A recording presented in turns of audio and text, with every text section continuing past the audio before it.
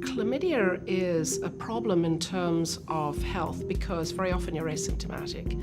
So it means that it can pass from person to person extremely fast, and we have no way of tracking it.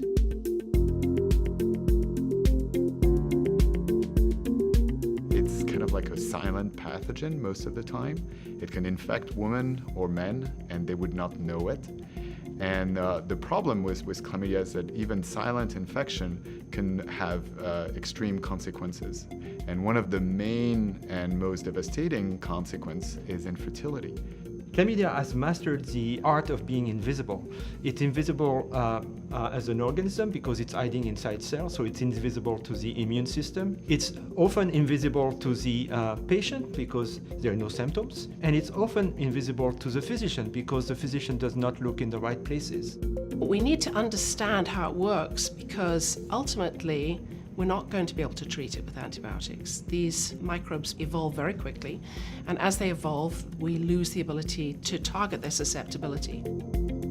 The STING study is an opportunity to look at this battlefield, so to speak, by interrogating each member of the battle. So the attackers, which is the chlamydia, the defenders, which is the host cells, and the population. Are there genetic determinants in the host that are promoting infection, resolution of infection? Are there people that are more resistant or not based on their genetics?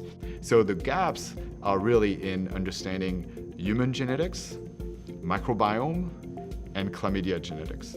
So by combining those three, we can basically evaluate what lead to risk or susceptibility to infection.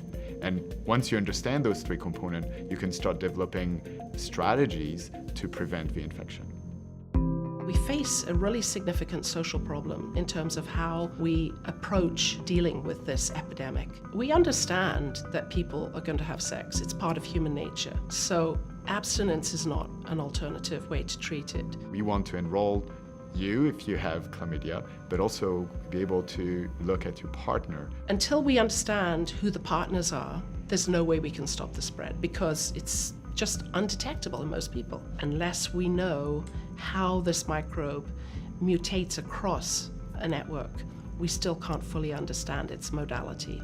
Once we enrolled you in a study, we'll be collecting a lot of sample. We're collecting basically swab and a little blood out of your body. Each one of those swabs are going to serve specific purposes. One is going to be to study the microbes, but more importantly, we want to know what those microbes are doing because what they're doing could be very important in, for example, blocking the infection versus letting the infection go. You don't have to think you may be infected, but you should be tested anyway. This is routine testing that everybody should be tested for chlamydia at least once a year.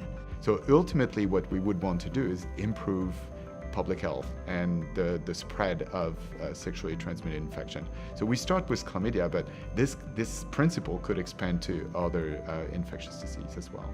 It's not just about altruism. It's really also, and very importantly, about stopping the spread.